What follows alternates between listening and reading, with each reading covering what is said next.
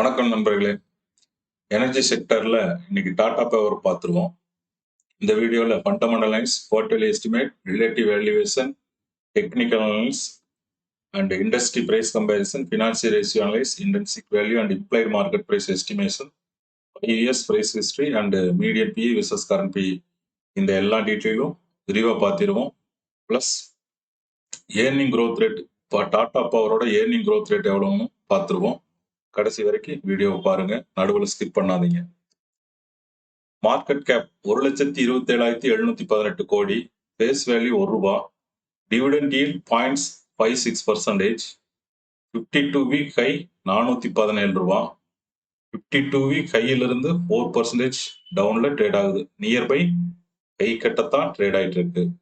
52 week low ₹335, 52 week லோல இருந்து 19% அதிகமா trade ஆயிட்டு இருக்குது. Annual volatility 56%, daily volatility nearby 4%, earning yield 3%. Next, shareholding pattern பார்த்துருவோம். ப்ரொமோட்டர் 47% ஹோல்டிங் வச்சிருக்காங்க, பிளட்ஜ் எதுவும் கிடையாது. Foreign institutional investor 10% holding and domestic institutional investor 17% holding வச்சிருக்காங்க அண்ட் பப்ளிக் 26% ஹோல்டிங் வச்சிருக்காங்க. நெக்ஸ்ட் டாப் லைன் க்ரோத் பார்த்துருவோம். டாப் லைன் க்ரோத் பொறுத்தளவுக்கு last 5 years CAGR 18% and 3 years 15% and last 2 years CAGR 9%. Top லைன்ல நல்லாவே growth improve ஆயிட்டே வருது. Next bottom line growth பார்த்துருவோம். Bottom line growth பொறுத்தளவுக்கு 5 years CAGR 80% and 3 years 19 and last 2 year 10%. Bottom line growth also year on year பெட்டரா தான் வருது. Operating margin பார்த்துருவோம். ஓவராலா லாஸ்ட் 5 இயர்ஸ் 17 வச்சிருக்காங்க, 3 years also 17 and last 2 year அது கூட பிளஸ் 1% அதிகமாக இம்ப்ரூவ் பண்ணி மார்ஜின் வந்து 18% மெயின்டைன் பண்றாங்க. நெக்ஸ்ட் குவார்டர்லி எஸ்டிமேட் பார்த்துருவோம். நம்ம கால்குலேஷன் பிரகாரம் 804 கோடி வரணும். Q2ல அவங்க கொடுத்த ரிசல்ட் 1245 கோடி, அதே Q3ல அவங்க கொடுத்தது 1194 கோடி.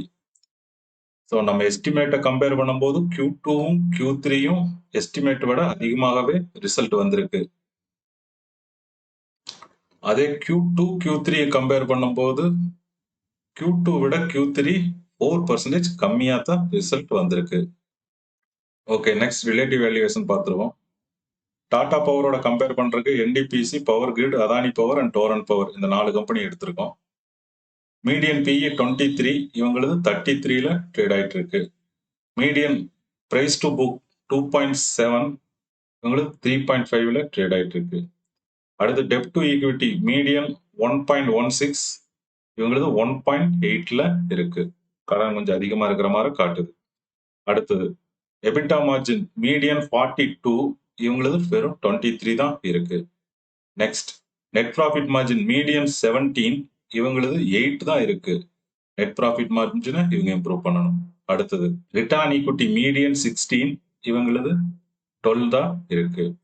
Return on capital employed median 16, இவங்களது நியர்பை 14 வச்சிருக்காங்க. அண்ட் டிவிடெண்ட் ஈல்டு மீடியன் 1%, இவங்க 0.5% டிவிடெண்ட் கொடுக்குறாங்க. அடுத்து ஆப்ரேட்டிங் மார்ஜின் மீடியன் 37%, இவங்களது 18% தான் இருக்கு. ஆப்ரேட்டிங் மார்ஜின் கம்மியா இருக்குது மீடியனை விட. அடுத்து கரண்ட் ரேஷியோ மீடியன் 1.38, இவங்க 1.02 தான் வச்சிருக்காங்க. இன்ட்ரெஸ்ட் கவரிங் ரேஷியோ மீடியன் 3.8, இவங்களது 2.34 இருக்கு. இண்டஸ்ட்ரி மீடியனை விட அதிகமா இருக்கு, பட் ரிலேட்டிவ் மீடியனை விட கம்மியா இருக்கு. Next dept to asset median 61.77%, இவங்க 77 இருக்காங்க. மீடியனை விட அதிகமான டெப்ட் இருக்கிற மாதிரி இருக்குது. That means current liability current asset விட அதிகமா இருக்கிற மாதிரி இருக்கு. அடுத்தது ரிட்டர்ன் ஆன் அசெட் மீடியன் 6%, இவங்களுக்கு வெறும் 3% தான் இருக்குது. மீடியனை விட ரிட்டர்ன் ஆன் அசெட் 3% கம்மி. அடுத்து price to sales median nearby 3x, இவங்களது 2xல ட்ரேட் ஆயிட்டு இருக்கு. மீடியனோட 1x கம்மியாவே ட்ரேட் ஆயிட்டு இருக்கு. அடுத்தது EPS growth மீடியன் 8%, இவங்களது 18% ஸோ மீடியனோட 10% அதிகமான இபிஎஸ் growth வச்சிருக்காங்க. டெக்னிக்கல் அனாலிசிஸ் பார்த்துருவோம். Last 5 years weekly chart high 494 ரூபா, செப்டம்பர் 2024 வந்த ஹை, லோ 89 ரூபா, நியர்பை 90, ஏப்ரல் 2021 வந்த லோ. இப்ப ஸ்டாக் ஹைக்கு அப்புறம் நியர்பை சைடுவேஸ்ல போற மாதிரி போயிட்டு இருக்கு. இதே லாஸ்ட் 1 இயர் பார்த்துருவோம். லாஸ்ட் 1 இயர் பொறுத்தளவுக்கு ஹை 416, ஜூலை 2025 வந்த ஹை, லோ 335 ரூபா, ஏப்ரல் 2025 வந்த லோ. இப்ப ஸ்டாக் ட்ரேட் ஆயிட்டு இருக்குது, நியர்பை ஹை கட்ட ட்ரேட் ஆயிட்டு இருக்கு. இண்டஸ்ட்ரி பிரைஸ் கம்பேரிசன் பார்த்துருவோம். Last 5 years price comparison, Tata Power plus 251% and NDPC plus 248% and Adani Power plus 735%, Torrent Power plus 241% and Power Grid plus 131%. இதே last 1 year பார்த்துருவோம். Last 1 year பொறுத்தளவுக்கு Tata power plus 14%, power grid plus 11%, Torrent power plus 5% and Adani Power plus 49%, NDPC plus 12%. ஓவராலா கிட்டத்தட்ட 5 to 14 இந்த ரேஞ்சுக்குள்ளதான் எல்லாம் இருக்கு.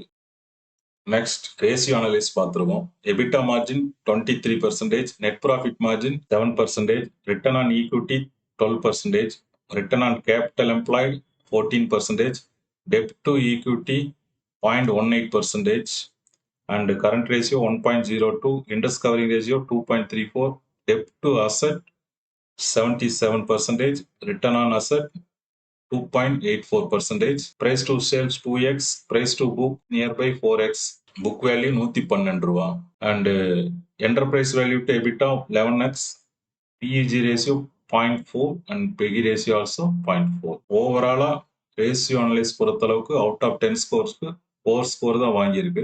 இவங்க improve பண்ண வேண்டியது ரிட்டர்ன் ஆன் அசெட் நல்லாவே இம்ப்ரூவ் பண்ணணும், and return on capital employed and net profit margin இதெல்லாம் இம்ப்ரூவ் பண்ணணும். அண்டு டெப்ட் ஈக்விட்டி அதிகமாக இருக்குது, டெப்ட் கொஞ்சம் ரெடியூஸ் பண்ணியே ஆகணும். நெக்ஸ்ட் 5 இயர்ஸ் பிரைஸ் ஹிஸ்டரி பார்த்துருவோம். 5 இயர்ஸோட ஹை 486, லோ 92, இதனோட ஆவரேஜ் 289. ஆவரேஜுக்கும் கரண்ட் மார்க்கெட் பிரைஸுக்கும் டிஃபரன்ஸ் 38% அதிகமா ட்ரேட் ஆயிட்டு இருக்குது current market price. Next IV பார்த்துருவோம். Intrinsic value and implied market price. Intrinsic value 69 ரூபா, இம்ப்ளைடு மார்க்கெட் பிரைஸ் 257. இது ரெண்டையும் கூட்டி ஆவரேஜ் பண்ணும்போது நம்மளுக்கு கிடைக்கக்கூடிய ஆவரேஜ் ஐவி அண்ட் ஐஎம்பி 163 ரூபா வருது. 163 ரூபாயிலிருந்து மார்ஜின் ஆஃப் சேஃப்டி 9% கழிக்க நம்மளுக்கு கிடைக்கக்கூடிய பையிங் பிரைஸ் 148 ரூபா. 148 ரூபா பையிங் பிரைஸ் கரண்ட் மார்க்கெட் பிரைஸோட கம்பேர் பண்ணும்போது 170% பையிங் பிரைஸ் விட கரண்ட் மார்க்கெட் பிரைஸ் அதிகமா ட்ரேட் ஆயிட்டு இருக்கு. அதனால இங்க கேட்டகரைஸ் ஆனது ஓவர் வேல்யூன்னு கேட்டகரைஸ் ஆயிருக்கு. இதே ஐவியும் ஆவரேஜ் 5 இயர்ஸ் ஆவரேஜ் பிரைஸ் ரெண்டையும் கம்பேர் பண்ணும்போது நம்மளுக்கு கிடைக்கக்கூடிய அட்ஜஸ்டட் ஐவி பிரைஸ் 226. இந்த 226க்கும் கரண்ட் மார்க்கெட் பிரைஸ்க்கும் கம்பேர் பண்ணாலும் கூட அட்ஜஸ்டட் ஐவி பிரைஸ் விட கரண்ட் மார்க்கெட் பிரைஸ் 77% அதிகமா ட்ரேட் ஆயிட்டு இருக்கு. நெக்ஸ்ட் இபிஎஸ் growth பார்த்துருவோம். Average 5 years EPS 10.07, current EPS 11.86. Average EPS விட கரண்ட் இபிஎஸ் அதிகமா இருக்கு 17%. நெக்ஸ்ட் பிஇ growth பார்த்துருவோம். பிஇ growth பொறுத்தளவுக்கு average 5 years BE 25.54, current BE 33.72. Average BE விட கரண்ட் பிஇ 32% அதிகமா ட்ரேட் ஆயிட்டு இருக்கு. அதே சமயம் இண்டஸ்ட்ரி பிஇ கூட கரண்ட் பிஇ கம்பேர் பண்ணும்போது இண்டஸ்ட்ரி பிஇ விட கரண்ட் பிஇ 37% அதிகமா ட்ரேட் ஆயிட்டு இருக்கு. நெக்ஸ்ட் ஏர்னிங் growth rate பார்த்துருவோம். Income growth rate 10.44 and EPS growth 17.82. இது ரெண்டையும் கூட்டி ஆவரேஜ் பண்ணும்போது நம்மளுக்கு கிடைக்கக்கூடியது earning growth rate 14.13% earning growth rate காட்டுறாங்க. Okay, thank you. உங்களுக்கு ஏதாவது சந்தேகம் இருந்தா கமெண்ட்ல தெரிவிங்க, நான் ரிப்ளை கொடுக்குறேன். இந்த வீடியோ பிடிச்சிருந்தா லைக் பண்ணுங்க அண்ட் சப்ஸ்கிரைப் பண்ணுங்க. ஒன்ஸ் அகைன் தேங்க்யூ நண்பர்களே.